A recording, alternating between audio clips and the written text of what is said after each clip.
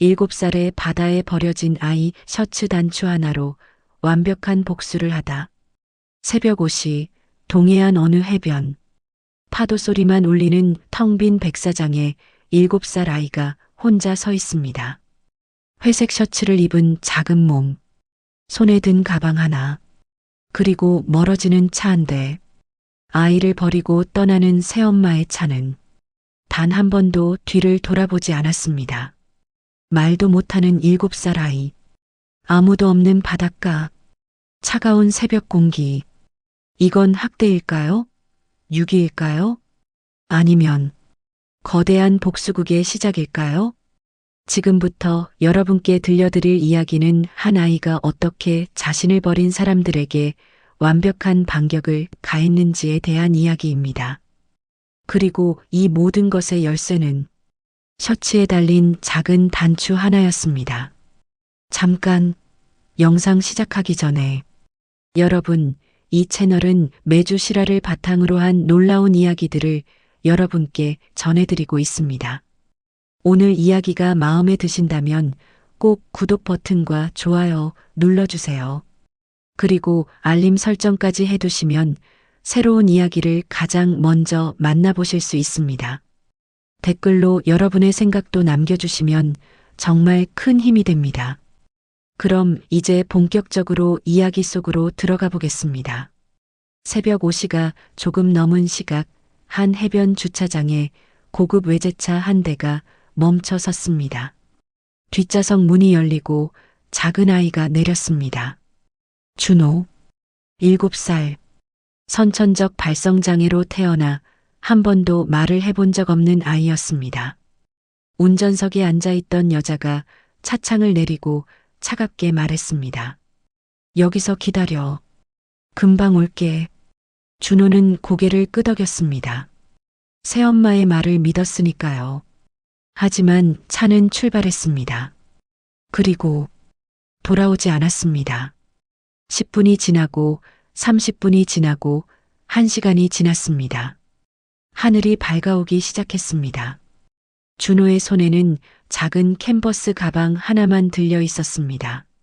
안에는 옷 한 벌과 낡은 사진 한 장. 사진 속엔 웃고 있는 아빠와 엄마가 있었습니다.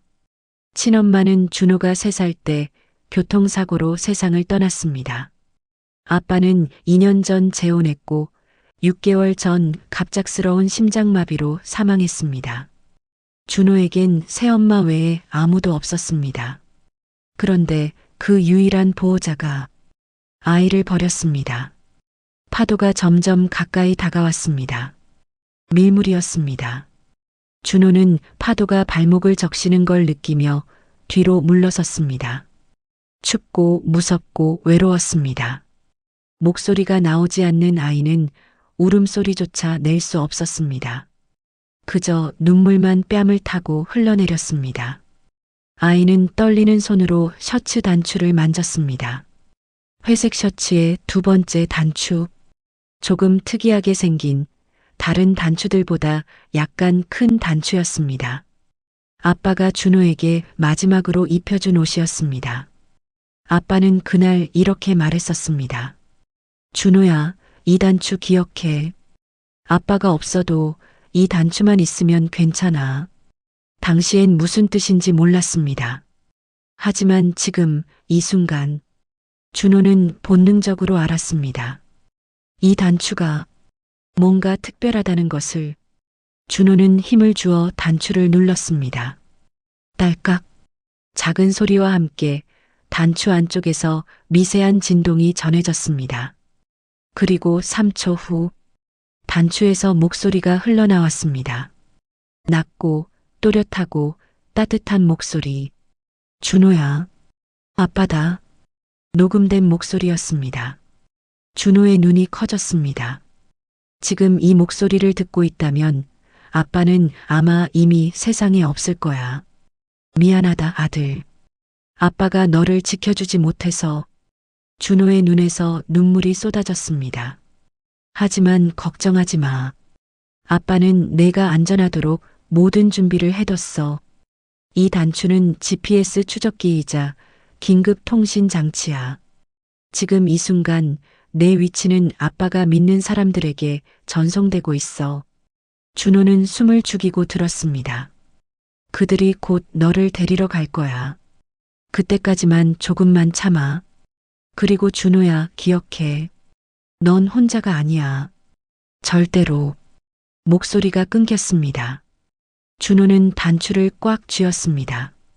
그리고 처음으로 느꼈습니다. 아빠가 자신을 버리지 않았다는 것을. 차량들이 주차장에 멈춰 섰습니다. 문이 열리고 정장을 입은 남자 5명이 내렸습니다. 가장 앞선 사람은 50대 중반의 남자였습니다. 회색 머리, 날카로운 눈빛, 단정한 슈트.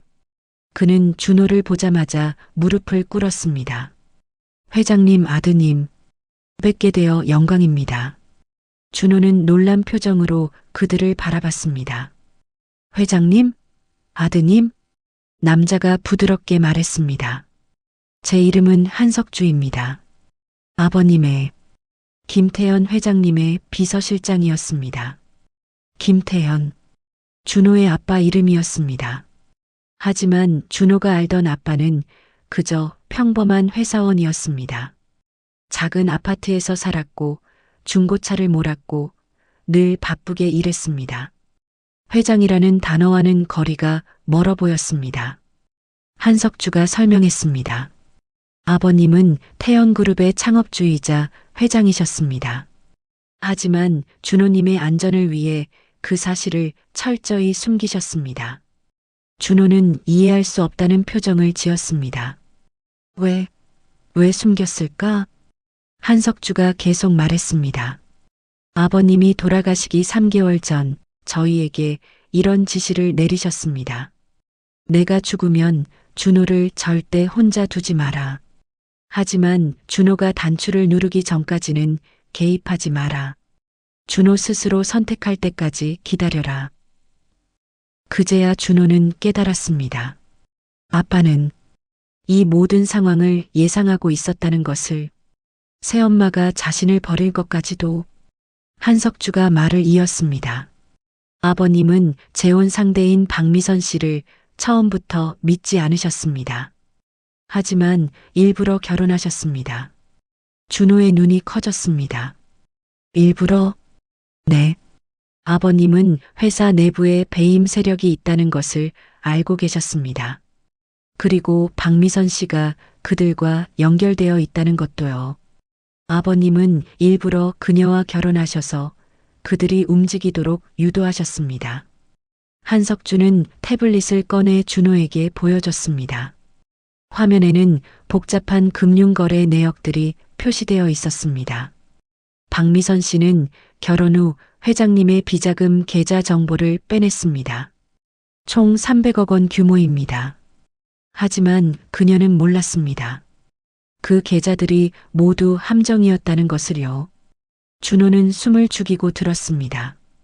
회장님은 일부러 가짜 비자금 정보를 흘리셨습니다. 그리고 진짜 자산은 따로 숨기셨죠.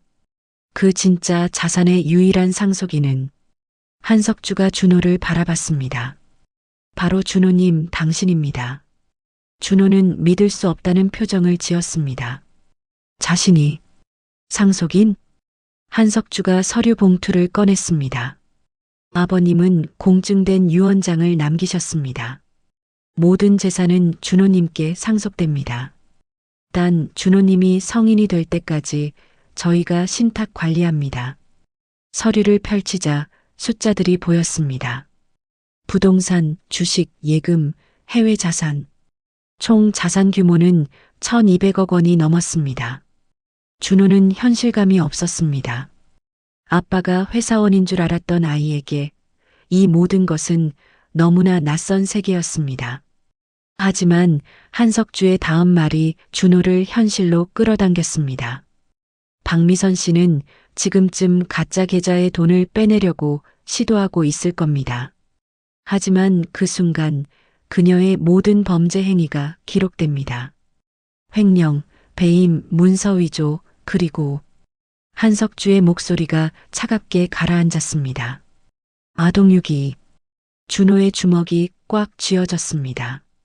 회장님은 이 모든 증거가 자동으로 검찰에 전송되도록 설정해 두셨습니다. 준호님이 이 단추를 누르는 순간 모든 시스템이 작동하도록요. 준호는 자신이 누른 단추를 내려다봤습니다. 이 작은 단추가 복수의 방아쇠였다는 것을 한석주가 무릎을 꿇은 채로 말했습니다. 준호님, 이제 저희와 함께 가시겠습니까? 아버님이 준비해 두신 곳으로요. 준호는 고개를 끄덕였습니다. 그리고 생애 처음으로 느꼈습니다. 자신이 보호받고 있다는 것을, 자신이 가치 있는 존재라는 것을, 자신에게도 편이 있다는 것을. 한석주가 준호를 차에 태웠습니다. 차량은 조용히 출발했습니다. 백미러로 보이는 바닷가가 점점 멀어졌습니다. 준호가 버려졌던 그 장소가 같은 날 오전 10시 서울 강남의 한 고급 호텔 스위트룸. 박미선은 노트북 앞에 앉아 있었습니다. 화면에는 스위스 은행 계좌 로그인 페이지가 떠 있었습니다. 그녀의 손은 떨리고 있었습니다. 긴장 때문이 아니었습니다. 흥분 때문이었습니다. 300억. 그녀가 2년 동안 계획하고 준비한 결과였습니다. 김태형과의 결혼은 순전히 이 돈을 위한 것이었습니다. 그리고 오늘 마지막 장애물까지 제거했습니다. 말 못하는 꼬마 하나. 준호. 바닷가에 버려두면 누가 데려가거나 아니면. 박미선은 생각을 멈췄습니다. 어차피 중요하지 않았습니다. 그 아이는 이제 자신의 인생에서 사라졌습니다. 박미선은 계좌 정보를 입력했습니다. 김태연이 생전에 만약을 위해라며 알려줬던 계좌였습니다. 비밀번호를 입력했습니다. 로그인 성공. 화면에 잔액이 표시되었습니다. CHF 2억 8,745만. 스위스 프랑 2억 8천만. 하나로 약 350억 원. 박미선의 입에서 웃음이 새어나왔습니다. 그래, 이거야. 그녀는 즉시 송금 절차를 시작했습니다. 자신이 미리 만들어둔 페이퍼 컴퍼니 계좌로 전액 송금. 확인 버튼을 눌렀습니다. 송금이 처리 중입니다. 박미선은 샴페인을 따랐습니다. 혼자 축배를 들었습니다. 건배, 바보 같은 김태연. 당신 덕분에 내 인생이 바뀌었어. 그때 노트북 화면이 깜빡였습니다. 송금 실패. 박미선의 미소가 굳었습니다. 다시 시도했습니다. 송금 실패. 계좌가 동결되었습니다. 박미선은 황급히 은행 고객센터로 전화했습니다. 여보세요. 제 계좌가 왜 동결된 겁니까? 상담원의 목소리가 들려왔습니다. 고객님, 해당 계좌는 스위스 금융당국의 요청으로 동결되었습니다. 범죄 수익 의심건으로 분류되었습니다. 무슨 소리예요? 이건 제 남편 계좌라고요. 죄송하지만 계좌 소유주이신 김태연 씨의 유언 집행자로부터 이에 제기가 접수되었습니다. 해당 계좌는 불법적으로 취득된 정보를 통해 접근된 것으로 확인되었습니다. 박미선의 얼굴이 창백해졌습니다. 그게 무슨... 그리고 고객님, 한국 검찰에서 고객님께 출국 금지 및 소환 조사 예정이라는 통보가 왔습니다. 전화가 끊겼습니다. 박미선은 멍하니 핸드폰을 바라봤습니다. 그때 호텔방 문을 두드리는 소리가 들렸습니다. 박미선 씨, 서울중앙지검입니다. 문 열어주십시오. 박미선의 손에서 샴페인 잔이 떨어져 바닥에 깨졌습니다. 같은 시각 서울 서초동의 한법률사무소. 한석주는 준호와 함께 앉아 있었습니다. 대형 모니터에는 실시간으로 업데이트되는 뉴스가 표시되고 있었습니다. 속보 태영그룹고 김태연 회장 부인 350억 원대 횡령 혐의로 긴급 체포. 박미선 씨 미성년 의부사들 해변에 유기. 아동학대 혐의 추가. 검찰 태영그룹 내부 배임 세력, 일제 수사 착수. 한석주가 조용히 말했습니다. 회장님의 계획이 완벽하게 실행되고 있습니다. 준호는 화면을 바라봤습니다. 자신을 버렸던 여자가 수갑을 찬 채 검찰청으로 들어가는 모습이 보였습니다. 이상하게도 준호는 기쁘지 않았습니다. 복수가 달콤하지도 않았습니다. 그저 공허했습니다. 한석주가 준호의 마음을 읽었는지 말했습니다. 회장님은 이렇게 말씀하셨습니다. 복수는 내가 하는 게 아니야, 준호야. 나쁜 사람들이 스스로 무너지도록 길을 만들어주는 것뿐이지. 준호는 한석주를 바라봤습니다. 회장님은 준호님이 복수심에 사로잡히길 원치 않으셨습니다. 다만 준호님이 안전하고 떳떳하게 살아가길 바라셨죠. 한석주는 또 다른 서류를 꺼냈습니다. 이건 회장님이 준호님을 위해 설립해 두신 재단입니다. 말하는 아이들 재단. 발성장애, 청각장애 아동들을 위한 치료와 교육을 지원하는 재단입니다. 준호의 눈이 커졌습니다. 회장님은 준호님이 자신의 경험을 통해 다른 아이들을 도울 수 있는 사람이 되길 바라셨습니다. 물론 지금은 어리시니까 성인이 될 때까지는 저희가 운영하겠습니다. 서류를 넘기자 사진들이 보였습니다. 준호처럼 말을 못하는 아이들. 하지만 재단의 도움으로 치료받고 배우고 웃고 있는 아이들. 준호는 처음으로 미소를 지었습니다. 아빠가 자신에게 준 것은 돈이 아니었습니다. 목적이었습니다. 의미였습니다. 한석주가 말했습니다. 준호님, 회장님은 마지막 메시지도 남기셨습니다. 준호님이 안전한 곳에 도착하면 들려드리라고 하셨습니다. 한석주는 작은 USB를 꺼내 노트북에 연결했습니다. 화면에 김태연의 얼굴이 나타났습니다. 영상이었습니다. 아빠는 많이 수척해 보였습니다. 심장병이 악화되기 직전에 찍은 영상인 듯 했습니다. 준호야, 이 영상을 보고 있다면 아빠의 계획이 성공한 거구나. 준호의 눈에 눈물이 맺혔습니다. 아빠가 너한테 미안한 게 많아. 평범한 아빠가 되어주지 못해서, 내 곁에 오래 있어주지 못해서. 김태연은 잠시 말을 멈췄다가 계속했습니다. 하지만 준호야, 아빠는 내가 자랑스러워. 넌 말을 못해도 누구보다 많은 걸 느끼고 이해하는 아이야. 아빠는 그걸 알아. 아빠가 너한테 남긴 돈과 회사는 사실 중요하지 않아. 진짜 중요한 건 내가 어떤 사람이 되느냐야. 김태연이 미소를 지었습니다. 착하게 살아라, 준호야. 하지만 나약하게 살지는 마. 너한테 상처를 주는 사람들한테는 당당하게 맞서. 대신 복수심에 사로잡히지는 마. 복수는 그 사람들을 내 인생에 계속 묶어두는 거야. 대신 내 인생을 살아. 내가 좋아하는 것들을 찾고, 내가 사랑하는 사람들을 만나고, 내가 의미 있다고 생각하는 일들을 해. 그게 최고의 복수야. 김태연이 손을 들어 화면에 대었습니다. 아빠는 항상 내 곁에 있어. 준호야, 사랑한다. 영상이 끝났습니다. 준호는 소리 없이 울었습니다. 슬퍼서가 아니었습니다. 감사해서였습니다. 자신이 사랑받았다는 것을, 자신이 가치 있다는 것을, 자신이 혼자가 아니라는 것을. 3년 후, 2021년 봄, 10살이 된 준호는 서울의 한 특수학교에 다니고 있었습니다. 발성장애 아동들을 위한 전문 교육기관이었습니다. 준호는 여전히 말을 하지 못했습니다. 하지만 이제 수화를 배웠고 태블릿을 이용해 의사소통을 했습니다. 그리고 무엇보다 준호는 이제 웃을 수 있었습니다. 한석주는 약속대로 준호를 보살폈습니다.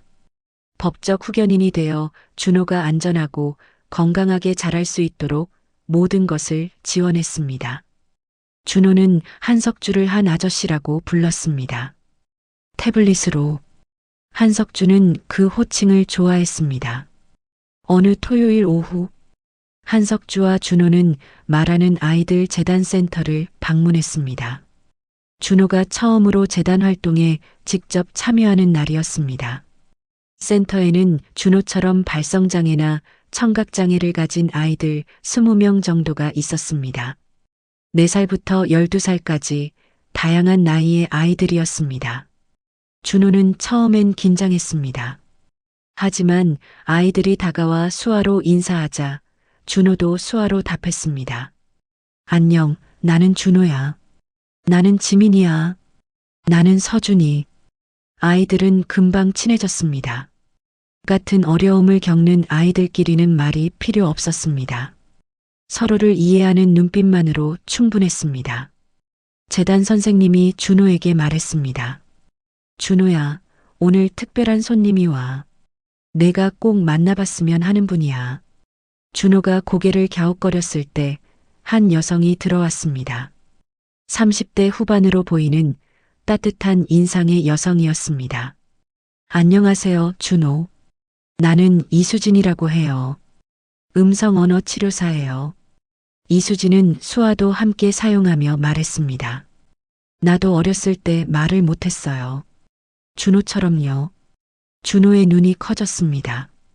하지만 지금은 말할 수 있어요. 오랜 시간 치료를 받았거든요. 이수진이 미소 지었습니다.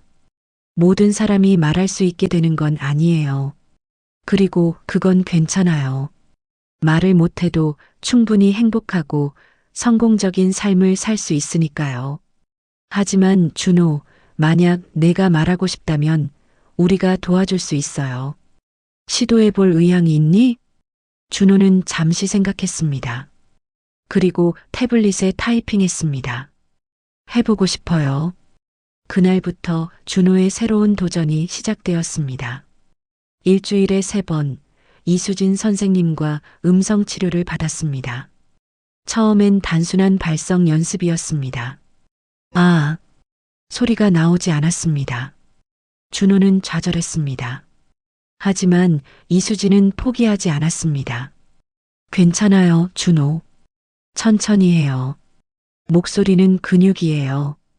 운동하면 강해지는 거예요. 6개월이 지났습니다. 어느 날 준호의 입에서 처음으로 소리가 나왔습니다. 흐, 작고 불분명하고 떨리는 소리였습니다. 하지만 소리였습니다. 준호의 눈에서 눈물이 흘렀습니다. 이수진도 울었습니다. 한석주도 울었습니다. 그 작은 소리가 얼마나 큰 의미인지 그들은 알고 있었습니다. 1년이 지났습니다. 준호는 이제 짧은 단어들을 발음할 수 있게 되었습니다. 아, 빠, 고, 마, 사, 랑, 에. 완벽하지 않았습니다. 또박또박하지도 않았습니다. 하지만 준호의 목소리였습니다. 그리고 그것으로 충분했습니다. 어느 날 준호는 재단센터에서 어린아이 하나를 만났습니다. 5살 여자아이 예린이였습니다. 예린이도 태어날 때부터 말을 못했습니다. 예린이는 혼자 구석에 앉아 인형을 안고 있었습니다. 다른 아이들과 어울리지 준호는 예린이에게 다가갔습니다. 그리고 천천히 어렵게 하지만 분명하게 말했습니다. 괜찮아. 예린이가 준호를 올려다봤습니다. 준호는 수아와 함께 말했습니다. 나도 말 못했 지금은 조금 할 수 너도 할 수 예린이의 눈에서 눈물이 흘렀습니다. 그리고 처음으로 미소를 지었습니다. 준호는 그 순간 깨달았습니다. 아빠가 왜 이 재단을 만들었는지, 왜 준호에게 이 사명을 남겼는지, 상처받은 사람이 다른 상처받은 사람을 가장 잘 이해할 수 있기 때문이었습니다. 그리고 그 이해가 치유가 되기 때문이었습니다. 2024년 13살이 된 준호. 중학교 1학년이었습니다. 일반 학교에 다니고 있었습니다. 여전히 말은 또렷하지 않았습니다. 하지만 이제 준호는 자신 있게 말할 수 있었습니다. 친구들도 생겼습니다. 처음엔 준호의 말투를 이상하게 생각하는 아이들도 있었습니다. 하지만 준호는 개의치 않았습니다. 당당하게 자신을 소개했습니다. 나는 발성장애가 있어서 말이 좀 어려워. 하지만 천천히 들어주면 다 이해할 수 있을 거야. 그리고 친구들은 이해했습니다. 준호는 이제 말하는 아이들 재단의 홍보대사이기도 했습니다. 어린 나이지만 준호는 같은 어려움을 겪는 아이들에게 희망이 되고 싶었습니다. 방송 인터뷰도 했습니다. 저는 7살 때 버려진 적이 있어요. 준호는 카메라를 보며 천천히 하지만 명확하게 말했습니다. 그때 전 세상에서 제일 외로웠어요. 말도 못하고 아무도 없었어요. 하지만 아빠가 저를 지켜줬어요. 그리고 지금 전 혼자가 아니에요. 준호는 미소 지었습니다. 여러분도 혼자가 아니에요. 어려워도 포기하지 마세요. 여러분은 같이 있어요. 방송이 나간 후 재단으로 수백 통의 전화와 이메일이 왔습니다. 같은 어려움을 겪는 아이들과 부모들이었습니다. 우리 아이에게 희망을 줘서 감사합니다. 저도 포기하지 않겠습니다. 준호 덕분에 용기가 생겼습니다. 한석준은 준호에게 그 메시지들을 보여줬습니다. 준호는 하나하나 읽으며 울었습니다. 자신의 아픔이 다른 사람들에게 희망이 될 수 있다는 것이, 그것이 얼마나 큰 의미인지. 어느 날 한석주가 준호를 불렀습니다. 준호, 너한테 보여줄 게 있어. 한석주는 준호를 차에 태우고 어딘가로 향했습니다. 도착한 곳은 경기도의 한 요양원이었습니다. 여긴 어디예요? 준호가 물었습니다. 따라와 봐. 요양원 안으로 들어가자 한 병실이 보였습니다. 침대에 누운 여자가 있었습니다. 30대 후반으로 보이는 여자. 하지만 많이 늙어 보였습니다. 준호는 그 여자를 알아봤습니다. 박미선이었습니다. 자신을 버렸던 새엄마. 준호의 몸이 굳었습니다. 한석주가 조용히 설명했습니다. 박미선 씨는 징역 7년을 선고받았어. 횡령, 배임, 아동학대. 여러 죄목이었지. 2년 전에 출소했어. 하지만 출소 직후 뇌졸중으로 쓰러졌어. 지금은 반신불수 상태야. 박미선은 침대에 누워 천장을 바라보고 있었습니다. 표정이 없었습니다. 한석주가 말을 이었습니다. 준호, 너한테 물어보고 싶어. 이 사람을 어떻게 할까? 준호는 박미선을 바라봤습니다. 예전 같았으면 두려웠을 것입니다. 증오했을 것입니다. 하지만 지금은 아무 감정도 없었습니다. 그저 불쌍한 사람이라는 생각만 들었습니다. 준호는 천천히 말했습니다. 치료 해주세요. 이 요양원 비용 제가 낼게요.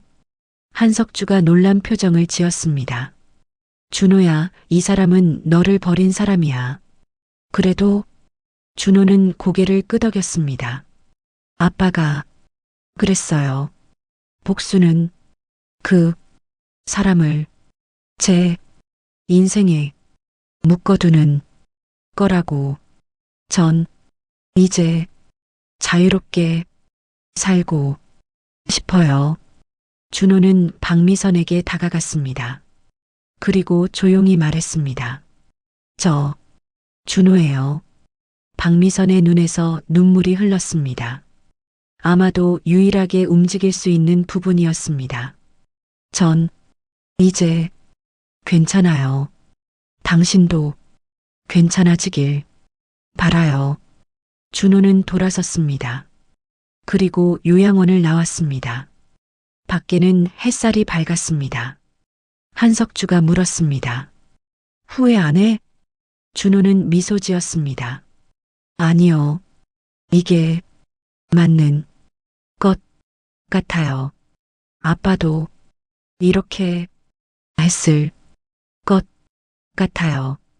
차에 타며 준호는 셔츠 단추를 만졌습니다. 여전히 그 옷을 입고 있었습니다. 아빠가 마지막으로 입혀준 회색 셔츠. 단추는 이제 작동하지 않았습니다. 배터리가 다한 지 오래였습니다. 하지만 준호는 그 셔츠를 계속 입었습니다. 아빠를 기억하기 위해서, 그리고 자신이 어디서 왔는지 잊지 않기 위해서. 2026년 현재 15살 준호, 고등학교 1학년입니다. 말하는 아이들 재단은 이제 전국에 5개의 센터를 운영하고 있습니다. 매년 300명 이상의 아이들이 도움을 받고 있습니다. 준호는 여전히 말이 완벽하지 않습니다. 하지만 이제 당당하게, 명확하게 자신의 이야기를 할 수 있습니다. 준호는 최근 책을 쓰기 시작했습니다. 자신의 이야기를. 제목은 단추. 나는 7살 때 버려졌다. 바닷가의 새벽에 혼자. 하지만 나는 혼자가 아니었다. 아빠가 남긴 작은 단추가 나를 구했다. 그리고 그 단추는 내게 가르쳐줬다. 가장 작은 것이 때로는 가장 큰 힘이 될 수 있다는 것을. 준호는 지금도 가끔 그 바닷가를 찾아갑니다. 자신이 버려졌던 곳. 하지만 이제 그곳은 두려운 장소가 아닙니다. 새로운 시작의 장소입니다. 준호는 파도를 바라보며 생각합니다. 아빠, 나 잘 살고 있어요. 아빠가 준 선물들 잘 쓰고 있어요. 그리고 아빠 고마워요. 나를 포기하지 않아줘서. 바람이 붑니다. 파도가 밀려옵니다. 준호는 미소를 짓고 돌아섭니다. 앞으로 나아갑니다. 자신의 인생을 향해. 여러분, 오늘 이야기는 여기까지입니다. 한 아이가 버려졌지만 포기하지 않았습니다. 아빠의 사랑이 아이를 지켰고 아이는 그 사랑을 다른 사람들에게 전했습니다. 우리 모두에게는 어려운 순간이 있습니다. 때로는 버려진 것 같고 혼자인 것 같고 희망이 없는 것 같습니다. 하지만 기억하세요. 가장 어두운 밤이 지나면 아침이 옵니다. 여러분도 혼자가 아닙니다. 오늘 영상이 도움이 되셨다면 좋아요와 구독 부탁드립니다. 그리고 댓글로 여러분의 이야기도 들려주세요. 다음 영상에서 또 만나요. 감사합니다.